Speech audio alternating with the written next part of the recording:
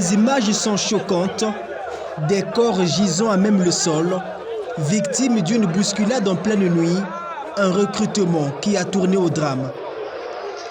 Partis avec espoir de devenir militaires suite au recrutement lancé dans les forces armées congolaises, ces jeunes trouvent la mort dans des circonstances difficiles. Ils étaient des centaines à se masser ici au gymnase Michel Dornano, venus des différents arrondissements de Brazzaville. À la Belle Étoile, depuis leur arrivée, il fallait attendre les environs de minuit pour voir le portail du bataillon s'ouvrir. Commence alors la lutte pour être parmi les 700 personnes à recevoir le jour.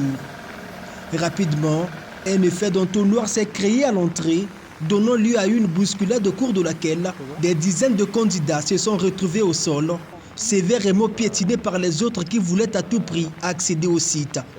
Le camp du bataillon des sports de l'armée congolaise est situé à moins d'1 kilomètre du CHU de Brazzaville, où ont été conduits les victimes. Arrivés au service d'urgence ce mardi matin, nous avons rencontré quelques survivants du drame. Dans cette salle, ils sont 2 sous oxygène. Et de l'autre côté, il y a d'autres plus conscients qui nous relatent les faits. Vu que moi j'avais donné des dossiers ailleurs pour intégrer l'armée. Maintenant on m'avait dit il faut un petit papier là. Pour avoir ce papier là, il faut seulement au gymnase. Après, moi j'ai un déboîtement là. Environ les 23 et puis ici, là. Les heures tardives. Je vais là à la radio pour qu'on fasse la radio ensuite. Après, on verra la suite s'il faut mettre une plaque. Dès qu'on a ouvert le portail, non, pas ça, c'est juste moi, les petites plaies. En deuxième position. Les petites plaies, sinon il y avait un rang devant moi. Et sinon, il y a eu des blessés plus graves que moi. Dès quand ils sont tombés, moi j'étais déséquilibré. Je suis tombé encore sur eux. Et toute la foule qui était derrière moi sont venus tomber sur moi. Et après, je ne sais pas qu'est-ce qui s'est arrivé.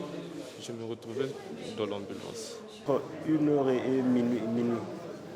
Entre 1h et minuit, quand ils ont ouvert le portail, tout le monde voulait rentrer. Et puis, chose impossible parce qu'il y avait les gens devant le portail de Ornano. Et puis de l'autre côté aussi, il y avait les gens, un monde fou. Moi, j'ai un déboîtement là. Et puis ici, là. Je vais là à la radio pour qu'on fasse la radio. Ensuite, on verra la suite s'il faut mettre une plaque. Et puis... Non, pas ça, c'est juste les petites plaies. Hein. Les petites plaies, sinon il n'y a rien. Mais sinon, il y a eu des blessés plus graves que moi. Les témoins évoquent l'usage par des militaires de bombes lacrymogènes pendant que les victimes s'étouffaient. C'était pour nous chasser, pour ne pas faire la pagaille.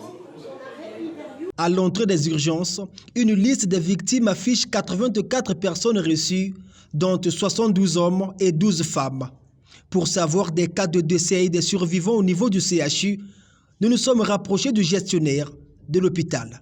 De l'information que nous avons, ici au CHU, on a vu arriver des personnes transportées par des pompiers. Sur les 80, nous avons déploré 15 décès. Nous avons constaté les décès ici. Et sur le reste, il y avait 4 personnes dont l'état était un peu plus critique. Mais enfin, ils ont été rapidement pris en charge. Et au moment où je vous parle ce matin, j'ai un nouveau point qui a été fait. Leur vie dépend en danger. 15 morts, ce sont ceux qui ont succombé de leurs blessures. Mais le nombre est beaucoup plus important ici, au niveau des pompes funèbres. Au niveau de la morgue municipale de Brazzaville, nous avons reçu 32 cas vérifiés et identifiés par les parents. Et nous sommes là, achevés depuis 2 h du matin jusqu'à ce matin, en train d'accompagner les parents, compatir avec eux pour identifier nos jeunes frères qui, dans le but d'avoir un emploi, et cette situation est arrivée, dramatique bien sûr, mais il faut l'assumer. C'est arrivé, mais nous avons identifié 32 cas que nous savons, avec les parents, essayer de voir tout. Et voilà, nous avons déposé au niveau de la morgue municipale. De son côté, le gouvernement de la République annonce aussi son chiffre, 37 morts et de nombreux blessés. Une cellule de communication a été mise en place, conformément au communiqué de la primature qui ne porte aucune signature. Seul le cachet et le nom du ministre de la Communication, porte-parole du gouvernement, y figurent